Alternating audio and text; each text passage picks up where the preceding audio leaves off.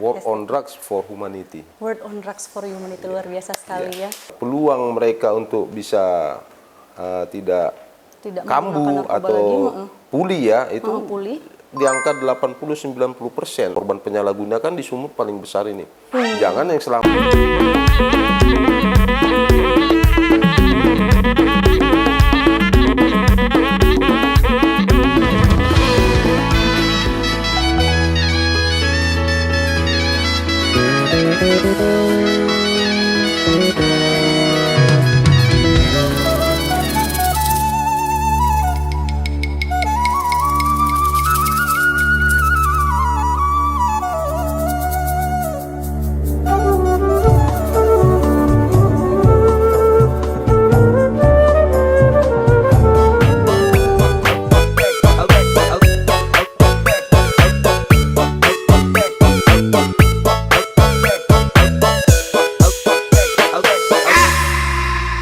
Hai kawan-kawan podcast Paskalibah Pro. Selamat datang kembali dalam acara podcast statistik paling asik dari BPS Provinsi Sumatera Utara. Sudah ada bersama kami saat ini Bapak Kepala Badan Narkotika Nasional Provinsi Sumatera Utara, Bapak Brigjen Pol Dr. Andus Toga H. Panjaitan. Beri tepuk tangan dong. Selamat pagi Bapak, apa kabar pagi. Bapak? Baik, sehat. Iya. Ya, terima kasih Bapak ya sudah mau meluangkan waktu bagi kami pada hari ini ya, Bapak. Di tengah-tengah kesibukan aktivitas Bapak sudah mau meluangkan waktu bagi podcast Paskalibah Pro. Iya Bapak, mungkin sebelum kita masuk ke wawancara, ada pertanyaan singkat nih Pak. Iya. Apa sih sisi lain dari BNN yang lebih santai gitu Pak, yang nggak banyak diketahui orang? Mungkin Bapak boleh cerita sedikit fun fact dari BNN nih Pak. Ya, sesuai dengan tugasnya BNN itu kan ada bidang pemberantasan, ada bidang pencegahan, pemberdayaan masyarakat, kemudian rehabilitasi. Tapi yang selama ini mungkin masyarakat masih melihat seolah-olah BNN itu hanya fungsi pemberantasan saja, sama seperti di kepolisian ya. Tapi kan di BNN itu ada banyak tugas-tugas lain ya, selain pemberantasan itu kan penegakan hukum. Tapi di BNN ini ada juga pencegahan, kemudian ada pemberdayaan masyarakat. Demikian juga dengan program rehabilitasi. Jadi BNN itu lebih mengutamakan bidang humanisnya ya. Benar-benar. Sesuai dengan sekarang Pak Kepala BNN yang baru, Komjen Pak Suyudi ya, bahwa kita itu melakukan perang terhadap narkoba, tetapi dengan untuk kemanusiaan. Lebih humanis lagi ya. Istilahnya itu war drug for humanity. Drug for humanity, iya. Jadi banyaklah langkah-langkah yang lebih humanis ya, terutama bidang pencegahan, kemudian ada rehabilitasinya juga dengan pemberdayaan masyarakat itu lebih humanis ya. Yang mungkin selama ini juga masyarakat belum familiar ya, tapi ya itulah yang kita gaungkan terus ya supaya masyarakat, dan itu sudah kami laksanakan khususnya di BNP Sumatera Utara dengan program pencegahan, deteksi dini tadi, melaksanakan teosurin, kemudian kita melakukan pemberdayaan masyarakat dengan melakukan banyak kegiatan berupa usaha menengah kecil ya, kecil menengah UKM ya, dan ada juga program GDAD itu ya, membuat suatu lahan seperti percontohan yang sudah dilakukan di Aceh ya, bagaimana orang petani ganja itu sekarang menanam kopi. Nah ini kita sedang rencanakan nanti mungkin di Sumatera Utara, ada di daerah Madinah ya, ada lahan ganja itu akan kita lakukan dengan menanam tumbuh-tumbuhan yang bermanfaat bagi kesehatannya. Selain itu juga kami sudah melakukan program rehabilitasi dengan program SIL, istilahnya itu screening intervensi lapangan, berupa pembinaan terhadap korban-korban penyalahguna. Mereka itu kita istilahnya kita obatin ya, kita rehab dengan biaya gratis ya, tapi waktu tidak lama, cukup lebih kurang 2 minggu sampai 1 bulan paling lama. Mungkin itulah yang lebih humanis lagi. Luar biasa ya. Mungkin yang kita tahu selama ini BNN memberantas korupsi doang, tapi ini ternyata justru lebih mengayomi ya Pak ya, gitu ya. Lebih mengayomi drug for humanity tadi ya, tagnya ya. War on drugs for humanity. Word on drugs for humanity, luar biasa sekali ya. Baik Bapak, mungkin tadi udah sempat kasih tahu rehabilitasi, udah sempat ngasih tahu beberapa hal ke depannya tadi ya. Itu sebenarnya pertanyaan berikutnya nih Pak ya. Iya. Nggak apa-apa. Jadi kalau sebenarnya kan Pak, pengguna narkoba ini yang paling rentan tuh, paling sering tuh anak-anak muda gitu ya Pak ya? Ya kalau berdasarkan angka prevalensi itu kan dilihat dari jenis kelamin, kemudian dari umur, dilihat dari pekerjaan, ya. Khusus di Sumatera Utara ini memang ya bervariasi ya, dia antara umur 15 sampai 40-an yang paling banyak, ya, dan pekerjaan mereka rata-rata itu ya banyak itu gelandangan juga, orang-orang miskin yang paling banyak itu ya, seperti mungkin supir angkot, ya, kemudian pekerja kebun, kemudian gelandang-gelandangan di jalan, parkir-parkir itu hampir semua ya.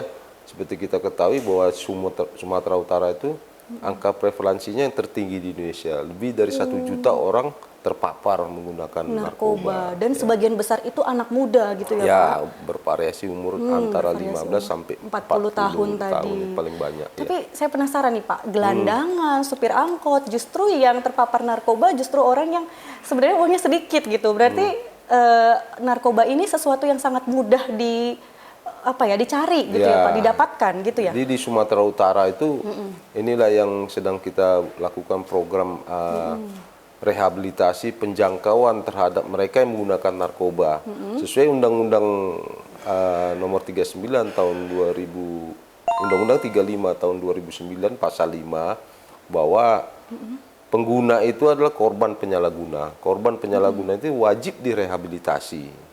Nah, cuman permasalahannya kita terkendala dengan anggaran, kemudian tempat rehabilitasi itu sendiri. Maka itu kami menghimbau kepada pemerintah daerah sesuai dengan amanah Inpres Instruksi Bapak Presiden nomor 2 tahun 2021, setiap instansi pemerintah, baik itu swasta, ya, kementerian BUMN, BUMD, itu wajib memfasilitasi kegiatan P4GN. P4GN itu adalah pemberantasan peredaran gelap, penyalahguna, dan peredaran gelap narkotika dan prekursor. Nah, inilah yang belum berjalan secara maksimal. Tapi kita berupaya terus mendorong pemerintah daerah sesuai dengan ada peraturan Bapak Menteri Dalam Negeri supaya semua pemerintah daerah itu memfasilitasi baik dari segi fasilitas, anggaran, dan sumber daya manusianya. Ini kita dorong terus. Dan mereka juga supaya membuat suatu peraturan-peraturan daerah ya. Dan sekarang ini kan belum semua pemerintah daerah itu membuat peraturan daerah yang bisa membungkus anggaran ataupun sarana prasarana yang tidak melanggar undang-undang, mungkin begitu. Untuk mendukung pemberantasan tadi ya Pak ya. Benar-benar. Jadi ini Pak, ngomong-ngomong nih, berita yang lagi viral akhir-akhir ini kan Pak, ada artis ibu kota kita yang udah menggunakan narkoba, udah dipenjara berkali-kali, justru naik tingkat ya kan, jadi pengedar narkoba dia sekarang nih Pak. Nah, jadi sebenarnya dari skala 1 sampai 10, berapa sih Pak peluang seseorang yang sudah sembuh narkoba, yang sudah kena narkoba bisa sembuh dari narkoba? Berapa peluangnya nih Pak dari skala 1 kalau sampai 10? saya sangat optimis ya, kalau kita lakukan rehabilitasi itu secara benar, ya, tergantung petugasnya ya kan. Ini kan bentuk pelayanan.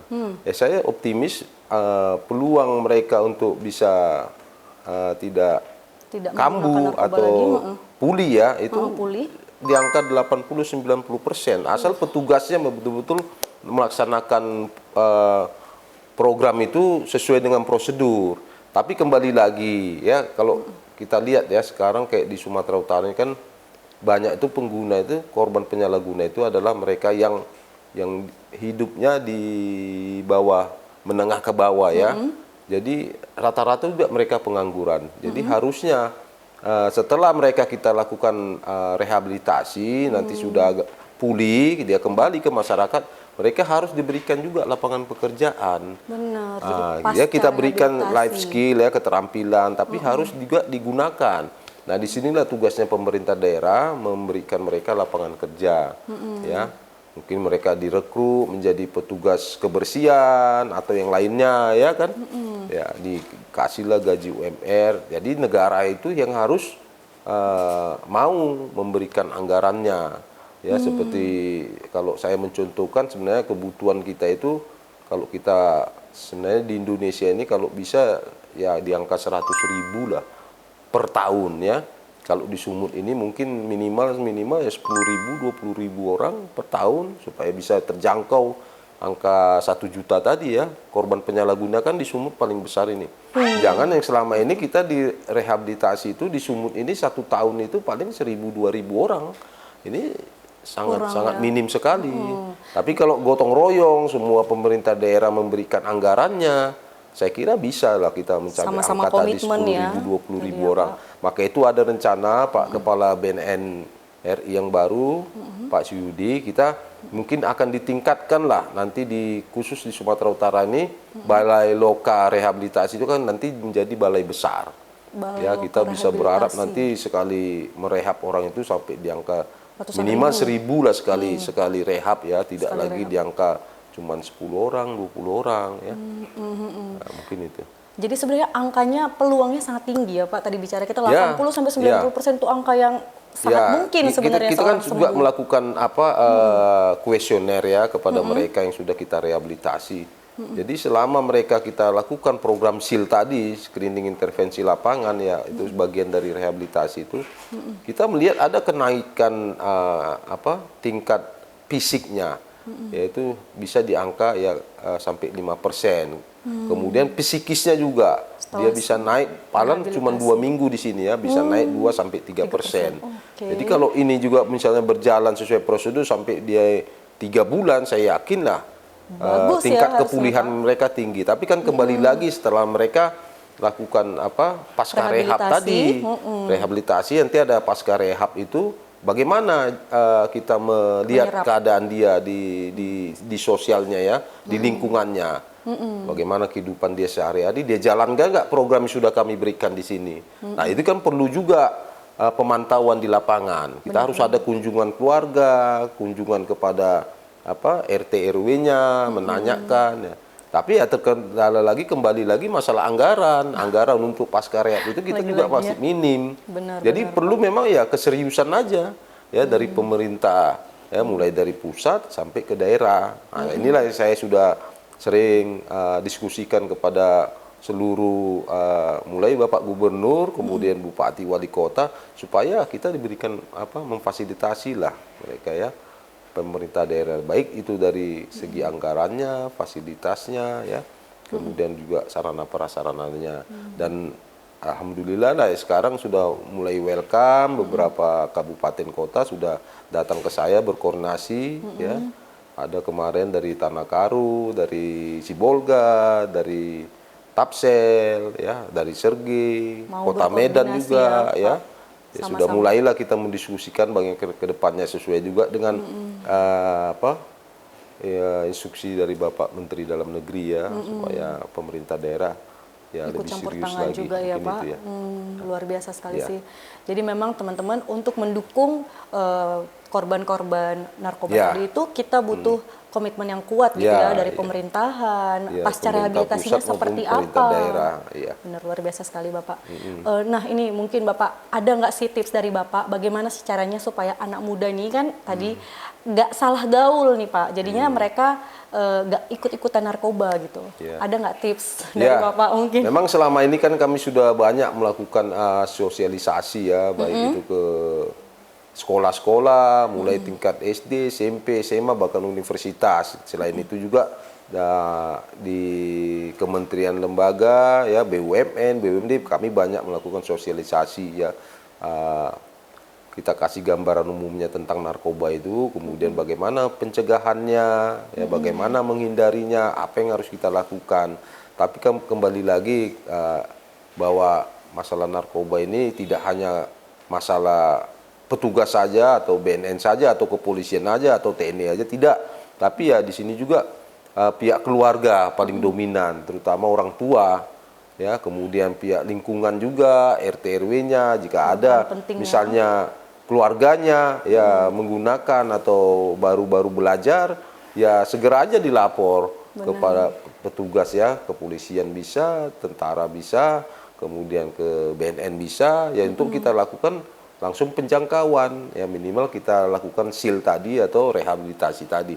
Jangan dibiarkan. Dan perlu diketahui bersama bahwa korban penyalahguna itu tadi sudah saya sebutkan ya, pasal 5 Undang-Undang 35 2009 itu kan wajib direhabilitasi. Orang menggunakan narkoba itu hukumannya bukan penjara, ya, tapi kita obatin mereka. Tapi kan selama ini mereka itu banyak di penjara. Bahkan di penjara tidak menyelesaikan masalah juga. Maka itu ada sekarang ini ya, di lapas-lapas itu ada program rehabilitasi juga. Biarpun dia sudah masuk penjara tapi tetap dilakukan rehabilitasi. Ya, kita bersyukurlah dengan Kementerian IMPAS ya sudah memfasilitasi hampir seluruh tempat di lapas di Indonesia ini sudah melakukan program rehabilitasi. Nah, seandainya juga seluruh instansi juga menganggarkan itu ya, kita pelaksana ya, BNN ini pelaksana. Tapi ya, kalau bisa memang ada anggarannya di masing-masing instansi ya sangat membantu sekali. Ya, ada beberapa instansi yang sudah menjalankan program seperti deteksi dini, tes urin di setiap kantor-kantor ya, di universitas-universitas. Ya, kita mau melihat ada nggak mereka yang terpapar narkoba. Jangan kita tidak lakukan deteksi dini atau tes urin, kita nggak tahu nanti dia tambah parah kita akhirnya lebih sulit lagi dan anggaran mungkin lebih besar lagi. Mungkin itulah yang sudah kita lakukan ya untuk pencegahan tadi. Tadi sempat disinggung sih Pak sebenarnya, tapi pengen tahu aja nih Pak, mitos atau fakta sih Pak sebenarnya kalau pengguna narkoba itu yang melapor diri untuk rehabilitasi itu ditangkap dan dipenjara, itu mitos atau fakta tuh Pak sebenarnya? Ya memang selama ini ya faktanya demikian. Ya, tapi kan harusnya ya tidak. Namanya korban penyalahguna itu wajib direhabilitasi. Undang-undangnya demikian bunyinya. Maka itu kalau di kepolisian sekarang kan ada istilahnya restoratif justice. Jadi dikesampingkan dia penegakan hukumnya. Ya, kecuali kalau memang terbukti mereka ada ada barang buktinya ya. Tapi kalau hanya tes urin positif aja udah bisa kita langsung lakukan rehabilitasi. Tapi kalau dia misalnya ada barang bukti ya dilakukan asesmen dulu. Nanti ada timnya, ada dari kejaksaannya, ada dari kepolisiannya, ada dari kuasa hukumnya, ada psikiaternya, ada dokternya. Tapi proses ini kan lanjut ke pengadilan. Tapi ya kita berharap supaya putusannya itu jangan di penjara. Mereka putusannya itu adalah rehabilitasi. Dan sekarang banyak yang sudah dilakukan kepolisian, restoratif justice, tanpa juga melalui pengadilan, tapi langsung bisa masuk ke panti rehab. Oh, ada juga ya Pak. Begitulah kira-kira. Oke, baik Pak. Mungkin ini sedikit informasi Pak, bahwa BPS ini akan melakukan hajatan besar nih Pak tahun 2026, yaitu sensus ekonomi 2026. Nih ngomong-ngomong sensus ekonomi 2026 nih Pak, apa sih Pak hubungannya antara pemberantasan narkoba dengan data ekonomi tadi Pak, sensus ekonomi, mungkin Bapak boleh. Ya ini kan berkaitan, ya dampak daripada penyalahgunaan narkoba itu ya tidak masalah ekonomi saja, tapi juga dampak kriminal, dampak kesehatan, dampak sosial, banyak dampak-dampak ya, termasuk dampak ekonomi. Seperti kita ketahui bersama, survei nasional itu lebih kurang ya 1 tahun. Orang menggunakan uangnya itu untuk membeli narkoba itu ya di total itu di angka lebih kurang 100 triliun.